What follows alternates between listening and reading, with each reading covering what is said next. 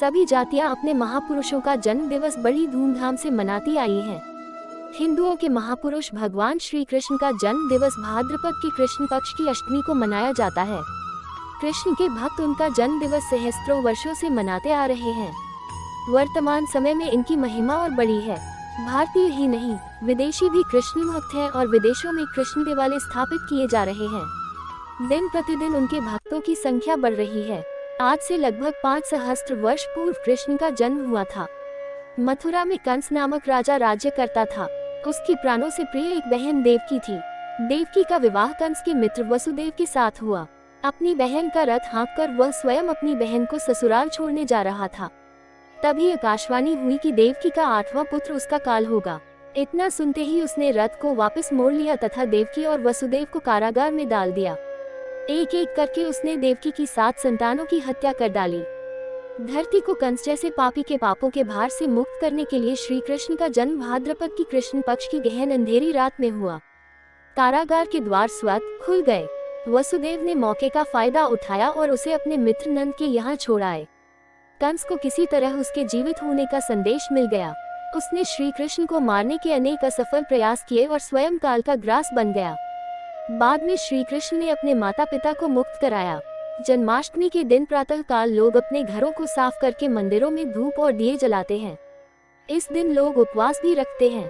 मंदिरों में सुबह से ही कीर्तन, पूजा पाठ, यज्ञ, वेद पाठ, कृष्ण लीला आदि प्रारंभ होते हैं, जो अर्धरात्रि तक चलते हैं। ठीक 12 बजे चंद्रमा के दर्शन साथ ही मंदिर शंख और घड़ियाल की ध्वनि से गूंज उठता है। आरती के बाद लोगों में प्रसाद बांटा जाता है। लोग उस प्रसाद को खाकर अपना व्रत तोड़ते हैं और अपने घर आकर भोजन इत्यादि करते हैं। जन्माष्टमी पर मंदिर 4-5 दिन पहले से ही सजने प्रारंभ हो जाते हैं। इस दिन मंदिरों की शोभा अपने चरमोत्कर्ष पर पहुंच जाती है। बिजली से जलने वाले रंगीन बल्बों से मंदिरों को सजाया जाता है। जगह जगह पर झांकियां निकलती हैं जो गली, मोहल्लों और दुकानों से होती हुई मंदिरों तक पहुंचती हैं। मंदिरों में देवकी वसुदेव कारागार कृष्ण हंडोला विशेष आकर्षण के केंद्र होते हैं।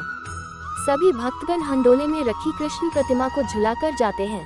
श्री कृष्ण के जन्म स्थल मथुरा और वृंदावन में मंदिरों की शोभा अद्वितीय होती है। भक्तगणों का सुबह से तांता लगा रहता है, जो अर्धरात्रि तक थमे नहीं थमता। इस दिन समाज सेवक भी मंदिरों में आकर कार्य में हाथ बटाते हैं।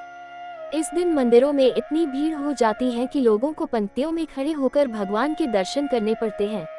सुरक्षा की दृष्टि से मंदिर के बाहर पुलिस के कुछ जवान तैनात रहते हैं।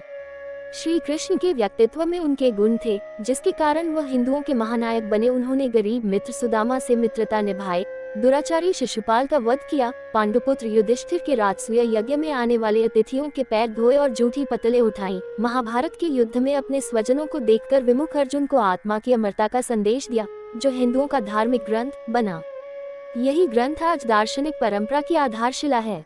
उन्हीं श्री कृष्ण की प्रशंसा में भगवत पुराण, अनेक नाटक और लोकगीत लिखे गए, जो आज भी मंदिरों में गाए जाते हैं। श्री कृष्ण का चरित्र हमें लौकिक और आध्यात्मिक शिक्षा देता है। गीता में उन्होंने स्वयं कहा है कि व्यक्ति को मात्र कर्म करना चाहिए, फल की इच्छा नहीं रखनी चाहिए। कर्मण्येवाधिकारस्ते मा फलेषु कदाचन। निष्काम कर्म व्यक्ति को कर्मठ बनाता है। फल प्राप्ति की भावना से उठकर वह देवत्व को प्राप्त कर देव में ही हो जाता है।